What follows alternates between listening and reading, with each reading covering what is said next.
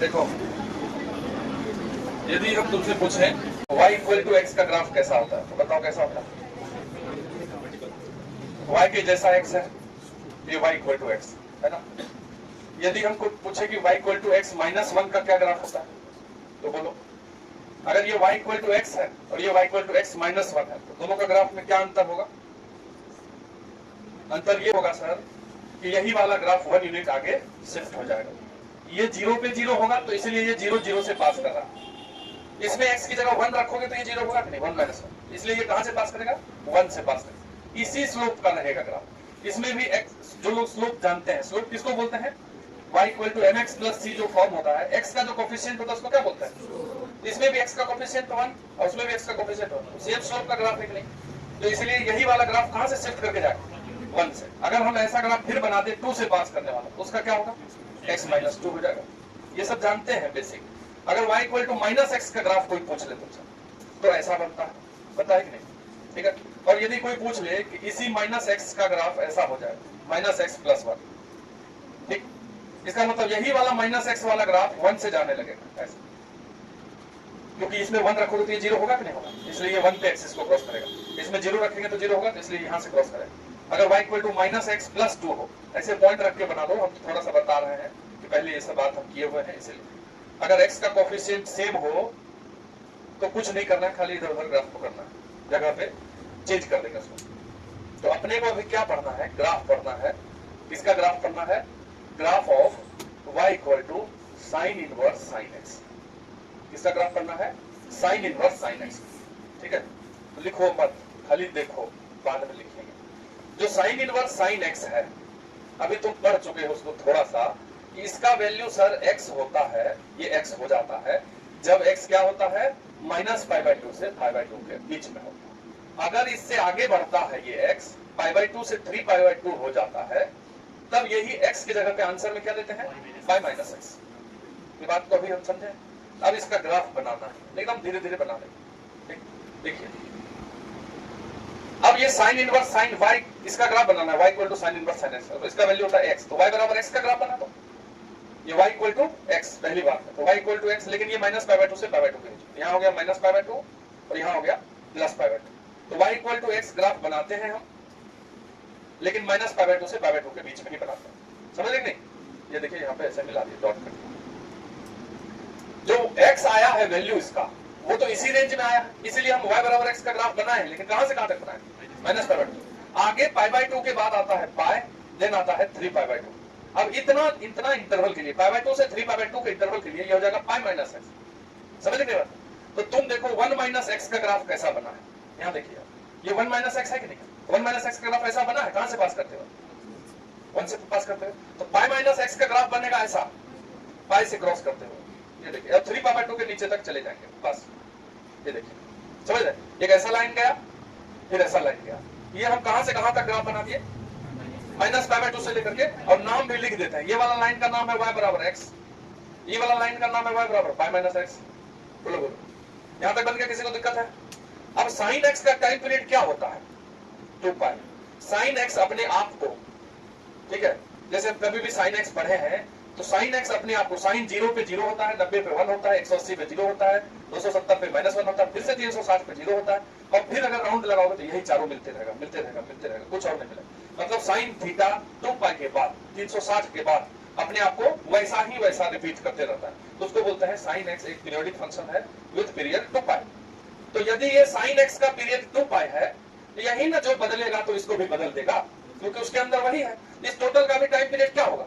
2π। This is a periodic function with period 2π। इसका time period कितना है? बोलिए सर। 2π ही है, क्योंकि साइन x का टाइम पीरियड 2π। समझ लेंगे बात क्या बोल रहा है? ठीक है।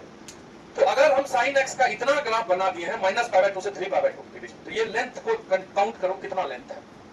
यहां से लेके यहां तक चलोगे तो कितना लंबा ये है? 2π, क्योंकि 90 इधर मतलब π/2 इधर, तो इसका लेंथ π/2 हो नेगेटिव में, और 0 से लेके 3π/2।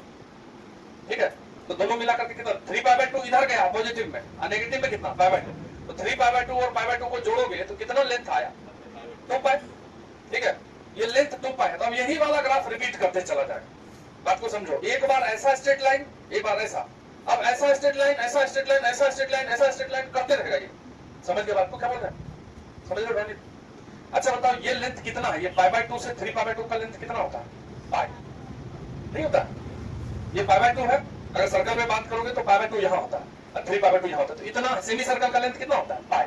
तो यानी कि हम जो एक लाइन बनाए हैं स्ट्रेट लाइन, वो पाई लेंथ के लिए बनाए, अगला भी लाइन पाई लेंथ के लिए बनाए, अगला भी लाइन पाई लेंथ के लिए बनाएंगे, तो ऐसा सीधा लाइन बना पाई लेंथ के लिए। तो 3 पाई बाय 2 में पाई जोड़ दो, ये हो जाएगा कितना बताओ भाई? 5 पाई बाय 2। फिर ऐसा, फिर 5 पाई बाय 2 में पाई जोड़ दो, 7 पाई बाय 2, ठीक है। फिर ऐसा कर दो, फिर यहाँ क्या होगा? 7 पाई बाय 2 है, तो इस बीच में क्या होगा बताइए? 9 पाई बाय 2 इस टाइप। और ये क्रॉस कहाँ से करेगा? स्थिर रहना, थोड़ा सा दर्द वाला बात है तो उसमें थोड़ा ध्यान देना। देखो एक्सिस को क्रॉस 0 से कर रहा है कि नहीं पहली बार, फिर कहाँ क्रॉस कर रहा है? पाई, तो मतलब पाई का मल्टीपल, यहाँ कहाँ क्रॉस करेगा? 2 पाई, यहाँ कहाँ क्रॉस करेगा? 3 पाई, यहाँ कहाँ क्रॉस करेगा? 4 पाई, अगला कहाँ क्रॉस करेगा? 5 पाई।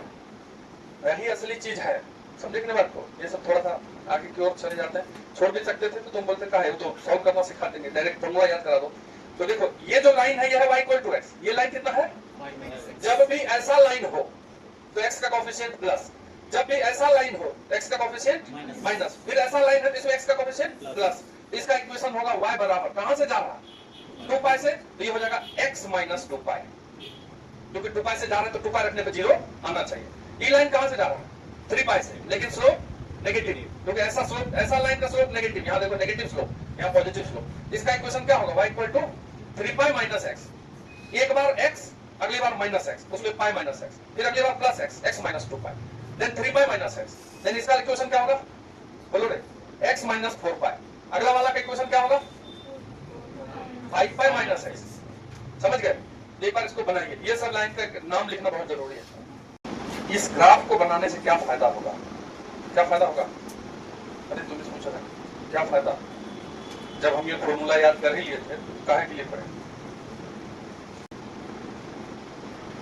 ये तो आप 3 पाई बाय 2 तक ही ना पढ़े हैं, ग्राफ तो पूरे रियल नंबर के लिए बता रहे, समझ रहे हैं? तो कहीं चल जाइएगा, हम देखे बता, जैसे हमसे क्वेश्चन कर देते, ये वाला हम x वाला ग्राफ, जब भी y इक्वल टू x हो, x माइनस हो ना, तो इधर झुका हुआ ग्राफ, ये सब बचपन में पढ़े हैं, पॉजिटिव स्लोप वाला स्ट्रेट लाइन, तो हम इसको हटा दिए।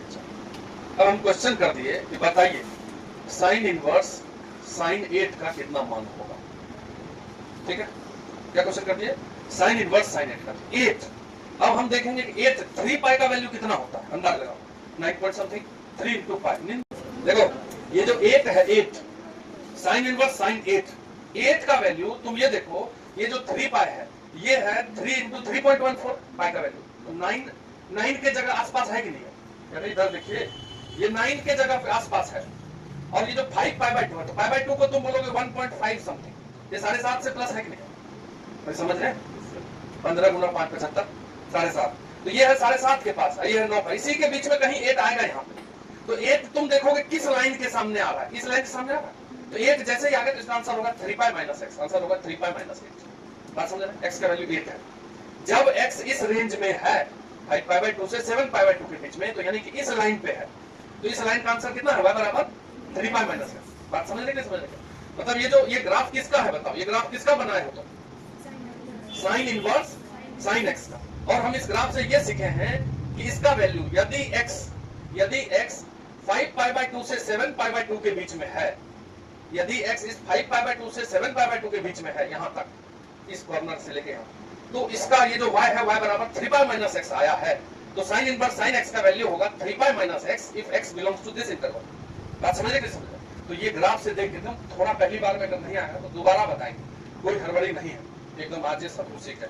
समझ रहे बात क्या होगा? जैसे मान लो कि कोई बोल दे कि बताइए साइन इनवर्स साइन 7 का मान बताइए, तो तुरंत चेक करोगे 7 कहां?